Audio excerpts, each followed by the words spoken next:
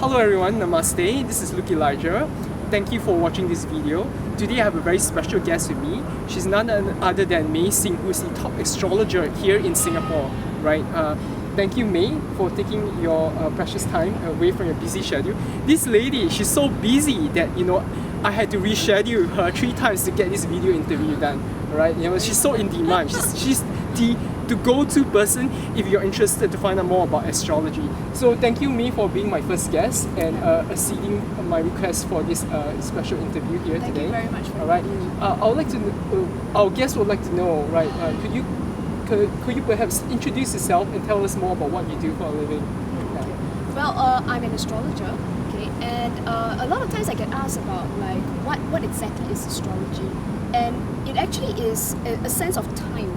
So you get the sun, you got all the planets going around it. We all know about the Earth going around the sun, but what we don't realize is that it's basically clocking time as it goes along. So what happens is this is the belief that at the time of your birth or time of any event actually, it gives us an idea of it's like a message from the universe if that's so be it. Yeah. So I mean as an astrologer, a lot of what I do is I do consultations. That's the main thing I do. So I also teach astrology. Okay, could you give us a bit of your background? Like, how did you get started in astrology? What made you get interested enough to study it and to be immersed in it? How long have you been doing it? Okay, I think I've been doing astrology for what, 10 years? 10 years, yeah. wow. I started when I was a teenager. So it started when, the very first time I saw my birth chart for the first time. Yes. And like most people, I know my sun sign, for sure. And the thing is, I always thought that it was just that sun signs. I'm a Taurus, by the way. And it's just like, I never understood why that meant I was the same as another Taurus. Right? It didn't make sense to me, right? Yeah. So when I saw the birth chart for the first time, I realized that, oh my god, it wasn't just the sun. It's a lot of other things. And I told myself I needed to know what all that stuff meant. And so a long period of study began. In 2012, I started my degree. There are only 3 colleges in the world that give degrees in astrology. I'm attending one of them, IAA. I will graduate sometime this year. What does IAA stand for? The International Academy of Astrology. Wow, Yes. that sounds so like Hogwarts School or Witchcraft and Wizardry, something like that. It kind of is like that because yes. all my lecturers are astrologers. They are published astrologers who have done Amazing, research. yes. Yeah, so and I will be the first non-Angmo to graduate from the IAA. Well, for those of you who don't understand, Angmo means first non-white person, yeah, non-Caucasian. non-white, yes. non-Caucasian person. Yeah, so that's very exciting for me actually. Yeah, so it's a long period of study. We learn astronomy as well. So it's not just astrology. You have to know the planets, temperatures, how long they take to go one orbit, what kind of angles they form, even the history behind the discovery of planets. Very scientific and very mathematical as well. So that's one of the strange things about this form of spirituality is that it actually is a lot of science involved. Yes. Yeah, I mean, obviously you're very passionate in what you do and you love what you do. And could you share with us also, for this past 10 years, right, how you have grown as a person and how has astrology benefited your spiritual evolution and growth? I will tell you that the most obvious way in which it has changed me is that you find it very difficult to dislike anybody at all. And you know how when you meet some people and some people gel with you and others don't? Yes. Right? And the thing is, in learning astrology and learning about relationships between people, and I'm not just talking about romantic relationships, just any at all, and you start to find that there are ways in which people clash and ways in which people gel. And once I've had them in my consultation room, even if they are not the kinds of people I normally gel with, but you start to see where they come from. What kind of energy drives them, and it's so beautiful the way it comes together, and I see beauty in all everything. Colors, yes, right? It doesn't matter what kind of issues they may be facing at that time, or even if what they're doing is not what I agree with personally. Yes. I see the beauty in how it all comes together. I find it very, very difficult to dislike people ever since I started going into astrology almost full time now. Yeah. That's fascinating. Thank you for sharing your background, your lifestyle with us. I guess most of us, and I'm sure the audience and myself included, right? We have there's a lot of misconception and we get confused about what astrology is about because most of us think it's just about our star sign, what's known as star sign or horoscope, and basically what it is all they know is their sun sign, right? But they don't even know that it's called a sun sign. They say, okay, I'm born in July, hence I'm a Cancer, and then and then they don't know much else about it. But it's actually much more to it. It's an ascendant sign, which is the rising sign. It's a moon sign. Could you tell us more? Give us a lowdown on the main signs. They are not actually secondary signs, but just as important as the sun sign. Yes, they're just as important. Basically, why we call it the sun sign is very simple. You've got the sun and you've got the earth going around it. So now, Luke, you're a Cancer. Yes. So it just means that when you say I'm a Cancer, it just means at the time of your birth, the sun happens to be in the direction of Cancer. So you think about the signs as being like almost like compass directions. So I'm Taurus, but when I was born, the sun was in the direction of Taurus. Yes. That's all it means. Yes. But what happens is that then you also realize the moon orbits Earth. It doesn't orbit the sun, right? Yes. So what happens is in the 28 days that the moon takes to go around the sun, it is also clocking the different compass directions. But the moon is very fast because 28 days, right? Yes. So Earth takes 365 days to go around the sun. So that's why it takes longer. Right? And so the thing is, you may be a Cancer and a sun sign, but your moon sign will be different. Any of the 12 signs, right? Yes. And you asked also about the ascendant sign. Ascendant sign. The ascendant sign is based on the time of your birth. Yes. So the Earth is also rotating on its own axis. So where you in Singapore, say you were born in Singapore, where Singapore happens to be pointing, which direction at the time of your birth changes from year to year, from the day of the year and the time of birth. So in the morning it's facing this direction, at night it's facing this direction, for example, or directly opposite.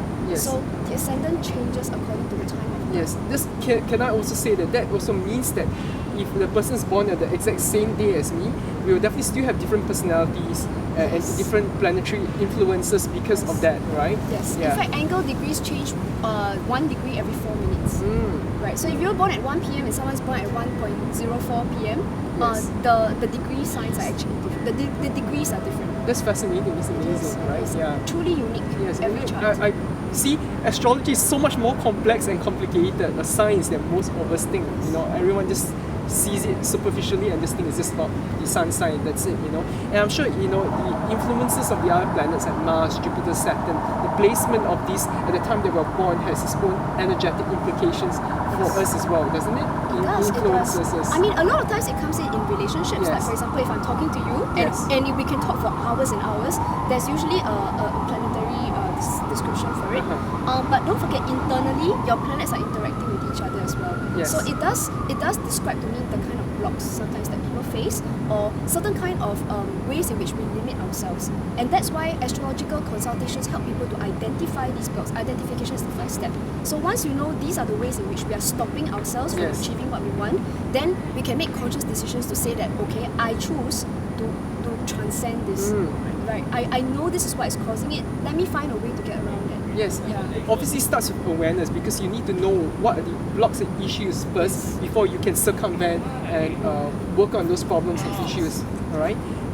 Could you also perhaps elaborate a bit on planetary retrogrades? A lot of us have been hearing about Mars retrograde, Mercury retrograde, and it's very confusing, for someone who's not in the know about how it actually influences our daily lives. Could you talk us through? Okay, the thing about a retrograde is it actually looks like the planet is going backwards. And that never happens. No planet goes forwards and backwards, right? What happens is that when you have two vehicles that are moving at the same time and one is faster than the other, it's an optical illusion that looks like the slower one is going backwards. Right? So that's exactly what a retrograde is. Right? So it's a planetary illusion. So what happens when a retrograde occurs is that sometimes the energy is unfamiliar. And that's why things like, for example, Mercury retrogrades are always associated with contracts going wrong, or you try to send an email and for some whatever reason it doesn't reach the other person. Maybe there's an internal server error or something like that. So it's just energy that's jarring in a sense. But one thing I found in my experience so far is that if you were born with a retrograde in your chart, then the retrograde periods that happen on transit usually go in your favor. Oh, so it can actually be a positive thing. Because it can. Most people's impression, at least mine, is always negative. So we're terrified and fearful of retrogrades. That's because most of us don't have that particular planet retrograde in your chart. So if you don't have Mercury retrograde in your chart, then Mercury retrogrades tend to coincide with times when your emails go a bit awry. Or you're trying to present something and then somehow the words don't come out right. But if you have a retrograde in your chart, the retrogrades will in your favor. But that's a rare occurrence. It's Mercury goes retrograde about 3 times a year. So I wouldn't call that rare, but they retrograde for about 3 weeks. In fact, about 2.5 weeks, I would say. Yeah. So they do happen fairly regularly. May, this is the beginning of 2015. Could you perhaps, I'm sure our readers and viewers are interested, could you perhaps present to us a general forecast for this year based on astrology? Okay. In fact, it's an interesting year because when I was looking through the transits when I was preparing for writing for my readers, and there are a couple of squares that might be somewhat challenging this year. So Uranus and Pluto are both traveling in a square. What it means is that as they are going around the sun, they happen to be in a 90-degree angle. Yeah. So we call this a square. And what happens is that if you happen to have planets on those exact degrees, you tend to find that people feel stuck. Those who have felt stuck for a while will suddenly make changes. So don't be surprised if people start leaving their jobs. People are leaving their marriages, for example. But nobody does this out of the blue. Usually it is when they have been thinking about change for the longest time. So this spurs them. It spurs gives them them on. impetus to actually Yes. create to cross the hurdle, so to speak. Yeah, so right? it's to take action. Yes, to take action. Yeah, so many people think about something but never do anything Never do it, about yeah. This is the time when It's the we do right it. time. So which are the affected horoscopes? Okay, so because most of us only know our sun signs, so yes. do take note that you may have planets, other planets besides the sun there. So just because you're not any of these signs doesn't mean you're not affected. Yes. But the sun signs that are affected would be the cardinal signs, also known as Aries, Cancer, Libra, and Capricorn. Yeah. So these are the signs that will find that they're going to be making changes this year. So is it fair or right to say that the cardinal signs will find 2015 to be extra challenging for them? It's a year of change. It's a year of change. Yeah. Okay. So if they're need ready not for always it, it's be not bad. challenging. Yeah. Yes. Okay. Okay. Yeah. So some people are in jobs that they really hate, and if this is the year in which you find the guts to just quit and move on, it's a good thing. So basically, if you're in a job that you dislike or in a relationship that is just sapping your energy away, and you're thinking of leaving your job or your relationship, this is the year for it. Well, I Right? mean, I think that they will find that it comes quite You find naturally. that okay. Especially Yeah. if they are born, I would say in the early days of the month. So for example, like for Aries, if you're born in the first 10 days of April, yeah, that's when it affects you most. Yeah. So I mean, the degrees matter. So it's not just the sun sign. Yeah, Okay. exactly what degree, and the ones that affected first 10 days of April, first 10 days of July, first 10 days of October, right, and also the first 10 days of January. So those of you who have just celebrated your birthdays, it's a year of change, I would say. Yeah. Okay. Is there anything else you would like to add as a forecast for 2015? Forecasting, well, I mean, another group of people are also the mutable signs. Yes. These are the Geminians, Virgo, Sagittarius, and Pisces. So these signs are likely to, one of the challenges they may feel is that a slight loss of direction, perhaps. One feeling like there's a bit of stress, but on the negative side, this is what we want to avoid, of course. It's the feeling sorry for yourself. Yes. How come things are not going my way? And it's a year of a lot of passivity, actually. So one way to get out of it is to realize that your life isn't dependent on that one or two factors. Yes, you have control. You have control, you have absolute control, and you can actually make a decision that I don't accept this. Yes. I don't accept these limitations. Let me do what I need to do to get out of those limitations. Yeah. So basically, the mutable signs, not as bad as the cardinal ones, but I would say that it's a year of direction. Okay. Finding your direction. Okay. Well, May, I'm aware that you also do classes and you conduct private consultations.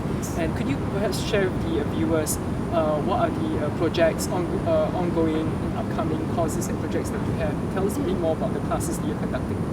The most interesting thing that I'm doing right now is I'm collaborating with a travel agent who goes to Bandung. We're actually going to be bringing singles over there, and we're running like workshops about romance, and we're going to be pairing people up for activities and meals. Of course, they will be paired beforehand based on astrological compatibility. So that's quite singles, if interesting. you're looking for Yes. love and romance, based on compatible zodiac signs, come to May. Yeah, no, in fact, we're starting with the singles first. Yes, and that's very interesting. yeah, and once we're done with that, we're going to go for like the couples. Yeah. So we're going to take couples away on a retreat, and the idea is, of course, it's different from singles. This time around, we're getting couples to get to know each other better, right? And basically get to know each other's goals and aspirations, and Yes. try to find out what kind of new directions they want to take their relationships to. Right. right? So that'll be interesting for a lot of married couples. Yes. You know, just bring the romance back into their lives. Yeah. So that's one the most interesting project that I've got lined up this year. I will be involved in HMB, the Heart, Yes. Mind and Body Festival. Yes. You're going to be there as well. Yes, I'll be there as well. The both of Yeah. us will be there with our own Yeah. booths, and this happening in May this year. Yes, May. that's right. Yeah, May. Yeah, me too. Yeah, so that's going to be exciting as well. Yes. So that's usually a great way for us to reconnect back with our community. Yeah. And the rest of the time, I will be running other workshops that are themed. They're either career themed or relationship themed, for example. So those are ongoing throughout the year. Nice. So if how would someone who's interested, how would they get in touch with you if they're interested to sign up for one of your classes, or to come for a private consultation with you, or to even enroll for the Bandung Indonesia couples get together? How should they contact you? Where can they find out more? The best ways to get in touch with me, I think, would be via email. Yes. I can be reached at may@selfastrology.com. may@selfastrology.com. I mean, just click at the link below this video. Of course, I also have a meetup group that's quite active. I also have a Facebook page. So Facebook page is where most of my articles come out. I'm trying to write more this year. Yes. And the meetup group is where I post all my events. Okay. So the events that are posted there are usually free. Okay, So that's I like to get people to just join in. Every time there's a new event posted up, you get an email notifying you. Could you tell us what is the link for the meetup group as well as your Facebook page? Oh, no problem. Just go to either Meetup or Facebook. Just look for Self-Astrology. So that would be like astrology, but with self at the front. So I'm sure. Yeah, I'll add it below this video, but I think that would be the best way to reach you, right? Yes. Through email or through the Facebook page, you can get more information. That's yeah. right. Yeah. Okay, thank you very much, May, Thank you so for much. Yeah. spending time. It was a very good chat, and she's my first guest, and I hope that you guys benefited and learned something from her today. So see you guys in the next video. Okay, thank you, May. Thank you. See you. Bye-bye. Bye.